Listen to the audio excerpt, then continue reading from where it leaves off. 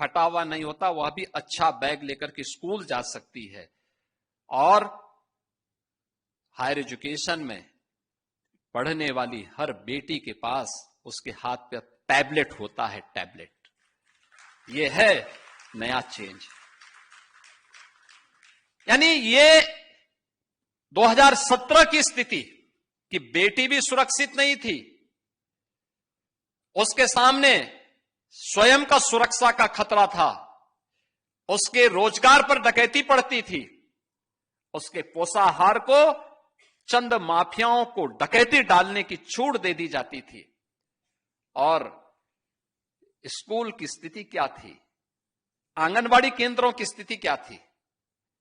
आज तो आंगनवाड़ी केंद्रों में हॉट मील मिल रहा है, पोषाहार मिल रहा है, और यह कार्यक्रम कोई बदनाम ठेकेदार नहीं करता है, बल्कि एक कार्यक्रम हम लड़े इसके लिए, बहुत लंबी लड़ाई लड़ी गई इसके लिए। तमाम माफियाओं का गिरोह बार बार घेरता है, लेकिन हम सुप्रीम कोर्ट तक इस लड़ाई को लड़ करके फिर से लाए कि नहीं, महिला स्वयंसेवी समूह ही इसको चलाएगी और इसमें महिलाओं को रोजगार भी मिलेगा और ईमानदारी पूर्वक ये कार्यक्रम आगे बढ़ पाएगा। और आज मुझे प्रसन्नता है कि इस कार्यक्रम को हम आगे बढ़ा पा रहे हैं। इसलिए बढ़ा पा रहे हैं क्योंकि आपने देखा होगा ये सेवा पखवाड़ा का कार्यक्रम चल रहा है 17 सितंबर से 2 अक्टूबर के बीच। और 17 सितंबर से 2 अक्टूबर के कार्यक्रम की शुरुआत आदरणीय प्रधानमंत्री जी ने पहले दिन जिस कार्यक्रम का शुभारंभ किया था, कार्यक्रम का ही जो थीम दी गई थी कि स्वस्थ नारी सशक्त परिवार, और सशक्त परिवार है तो समृद्ध समाज अपने आप बनता है, और समाज समृद्ध होता है तो राष्ट्र को सशक्त होने से कोई ताकत रोक नहीं सकती है। विकसित भारत की संकल्पना का रास्ता यहां से जाता है, और विकसित भारत की उस परिकल्पना को साकार करने के लिए हम लोग आगे बढ़ रहे हैं।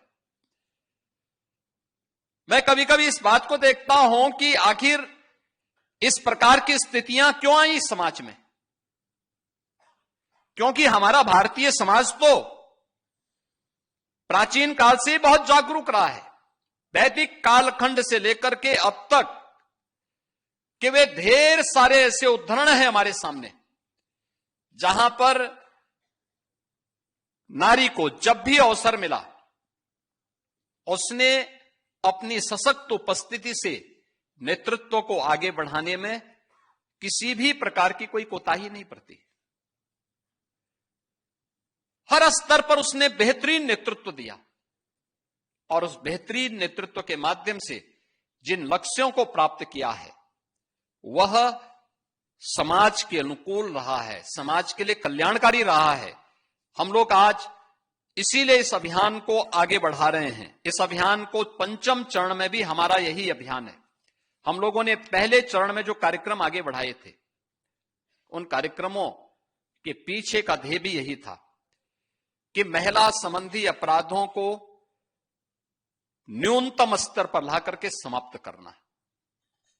और मुझे प्रसन्नता है कि प्रदेश सरकार में जो कार्यक्रम प्रारंभ किए गए, अकेले एक वर्ष में यानी 1 जनवरी 2024 से अगर हम लोग अब तक के मामलों में देखेंगे, केवल 24 और 25 तक के ही मामलों को देखेंगे, तो हम लोगों ने 9,513 ऐसे मामलों में 12,271 अपराधियों को दंडित करवाया है, जिनमें 12 अपराधियों को तो मृत्यु दंड की सजा करवाई है, 987 को आजीवन कारावास कराई है, 3,455 को 10 वर्ष से अधिक की सजा दिलाई है, और 7,817 को 10 वर्ष से कम की सजा इस दौरान देकर के प्रदेश सरकार ने उन अपराधियों को एक संदेश दे दिया है।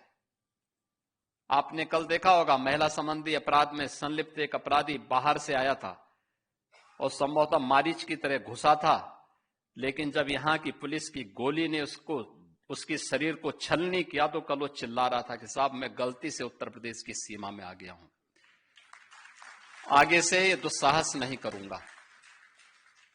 और यह हर उस अपराधी को करना पड़ेगा जो महिला सुरक्षा में सेंध लगाएगा, उनके सम्मान और उनके स्वावलंबन में उसमें बाधक बनेगा, उसके सामने संकट की यही चुनौती हमेशा खड़ी होगी।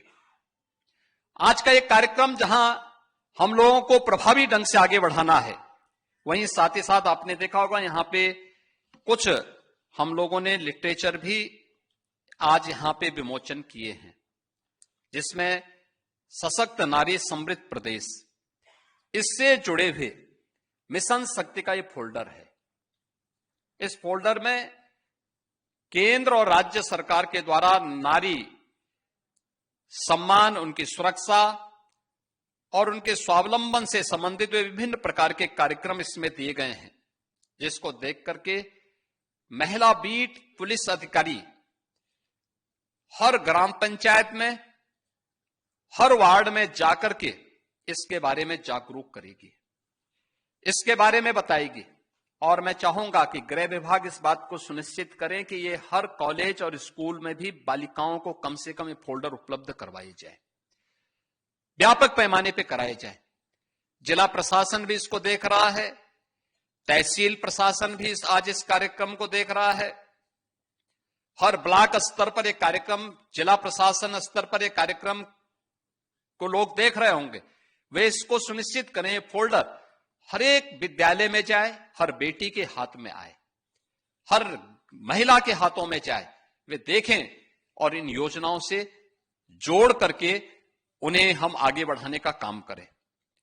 दूसरा, हमारा प्रयास होना चाहिए कि मिशन शक्ति के इस अभियान के क्रम में हम लोगों को उनको अवगत कराना होगा। दूसरा फोल्डर है जिसमें महिला की सुरक्षा से जुड़े हुए वीमेन हेल्पलाइन 1090 है, या फिर हेल्पलाइन के रूप में हम लोगों ने जो प्रदेश के अंदर अन्य कार्यक्रम 181 है, या फिर पुलिस की PRB 112 की आपातकालीन सेवा, इसके बारे में इन सब के इंटीग्रेशन को लेकर के भी जो कार्रवाई की गई है, कब किसको कॉल करना, घरेलू हिंसा से जुड़े हुए मामले में आप 181 पे कॉल करते होंगे, लेकिन अगर वह 1090 पर या 112 पर भी होती है तो उसके लिए हम लोगों ने एक और फोल्डर जारी किया है। इतनी हेल्पलाइन है। 1076 ये मुख्यमंत्री हेल्पलाइन है, सीधे मुख्यमंत्री के पास पहुंचती है, मुख्यमंत्री स्वयं इसकी समीक्षा करते हैं। 112 आपातकालीन पुलिस सेवा का है। 1930 ये साइबर हेल्पलाइन है, कोई साइबर फ्रॉड हुआ है या फिर डिजिटल अरेस्ट की कोई कार्रवाई है, 1930 पर आप करेंगे। 1090 वीमेन हेल्पलाइन है। 102 ये गर्भवती महिलाओं और नवजात शिशुओं के लिए एम्बुलेंस सेवा है। 101 अग्निशमन की सेवा है। 108 ये एम्बुलेंस की सेवा प्रदेश की है जो स्वास्थ्य विभाग के द्वारा संचालित है। 181 वीमेन हेल्पलाइन है और 1098 ये चाइल्ड लाइन के रूप में। ये सभी अभियान इंटीग्रेशन की तरफ हमारे बढ़ चुके हैं, यानी इनमें से किसी को भी आप कॉल करेंगी आने वाले समय में तो आपको वह सहायता उस संबंधित उस पर प्राप्त हो जाएगी। और 30 ये जो SOP जारी की गई है मिशन शक्ति केंद्रों के बारे में, हर थाने में मिशन शक्ति केंद्र होगा। हर थाने में एक महिला हेल्पलाइन होगी जिसके माध्यम से महिलाओं से जुड़े हुए किसी भी प्रकार के उनकी समस्या के समाधान का एक केंद्र वहां पर होगा, जिसमें एक महिला बीट पुलिस अधिकारी हमेशा मौजूद रह करके उन्हें सहायता प्रदान करने में अपना योगदान देगी। यह अभियान आज हम इसकी एक औपचारिक उद्घाटन कर रहे हैं, लेकिन कल हर जनपद में महिला बीट अधिकारी यानी सभी महिला पुलिस कार्मिक उनकी एक बाइक रैली निकलेगी। बाइक रैली निकलने के साथ ही इसका औपचारिक उद्घाटन हो जाएगा और परसों से शारदीय नवरात्रि जगतजननी मां भगवती के अनुष्ठान की तिथि है।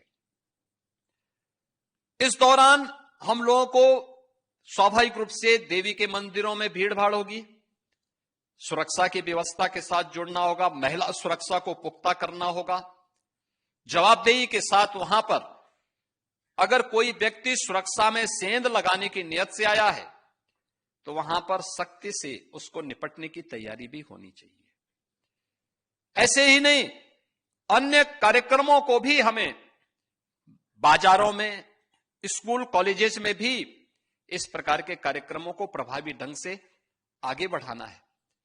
और अगले कुछ दिनों तक ये अभियान हर थाना, हर मंदिर, हर मार्केट, हर स्कूल कॉलेजेस में अभियान चलाना है। इस दौरान जो फोल्डर हम लोगों ने सशक्त नारी समृद्ध प्रदेश का जारी किया है, इसको प्रभावी ढंग से हर संस्थाओं में देकर के, और हमारा आग्रह होना चाहिए कि हम विद्यालयों में भी इस बारे में कहें, स्कूल कॉलेजेस में भी कहें कि वे भी इसका प्रकाशन करके हर बच्चे को उपलब्ध करवाएं, हर बेटी को उपलब्ध करवाएं।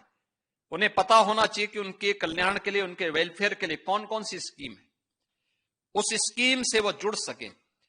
हर महिला को पता लगना चाहिए कि उनके स्वावलंबन और उनके सम्मान से जुड़ी हुई केंद्र और राज्य सरकार की कौन कौन सी योजनाएं हैं जिनसे वो लाभान्वित होकर के आगे बढ़ सकती है।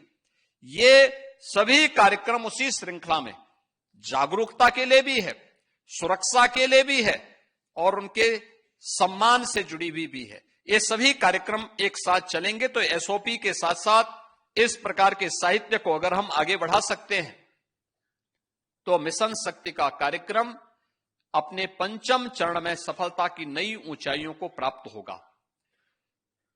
हर एक विभाग को अपनी जिम्मेदारियों को समझना होगा, क्योंकि जब महिला बीट पुलिस अधिकारी पंचायत सचिवालय में जाएंगे,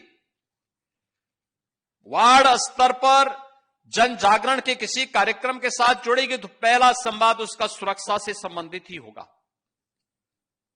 संवाद महिलाओं के साथ, गांव की महिलाओं के साथ, नगर के मोहल्लों की महिलाओं के साथ सुरक्षा के से जुड़ी हुई कोई प्रश्न, किसी महिला को घर की हिंसा से, घरेलू हिंसा से परेशान होगी, उनकी मदद कैसे करनी है। हमारा प्रयास होना चाहिए कि घर की हिंसा हो या बाहर की हिंसा, इस हिंसा से निपटने के लिए सही परामर्श उपलब्ध करवाना, ये चीजें बताना। हिंसा से जुड़ी भी कोई घटना नहीं है तो हमें वेलफेयर की स्कीम के साथ उन्हें जोड़ना होगा। उन्हें बताना पड़ेगा कौन कौन सी स्कीम है, कैसे इनसे लाभान्वित हो सकते हैं। इसके बारे में वहां पर स्वास्थ्य संबंधी कार्यक्रम के लिए एएनएम भी रहेंगी, आंगनवाड़ी भी पोषाहार मिशन के साथ जोड़ने के लिए उपलब्ध रहेगी, आशा वर्कर भी रहेगी, राजस्व से संबंधित मामलों को लेकर के लेखपाल भी वहां का वहां मौजूद रहेगा, ग्राम सभा से जुड़े हुए विभिन्न योजनाओं को लेकर के रोजगार सेवक आदि भी वहां पर उपलब्ध रहेंगे, ग्राम्य विकास अधिकारी भी वहां मौजूद रहेंगे, पंचायत सहायक मौजूद रहेंगे। ये 8-9 प्रकार के लोगों की उपस्थिति में जब हम गांव की महिलाओं के साथ संवाद बनाएंगे तो स्वाभाविक रूप से समस्या का समाधान का रास्ता निकलेगा। लोगों की कोई समस्याएं हैं, उसके त्वरित निस्तारण की कार्रवाई, इसके प्रति प्रशासन को जहां संवेदनशील होना होगा वहीं त्वरित मामलों के निस्तारण की दिशा में आगे बढ़ना होगा।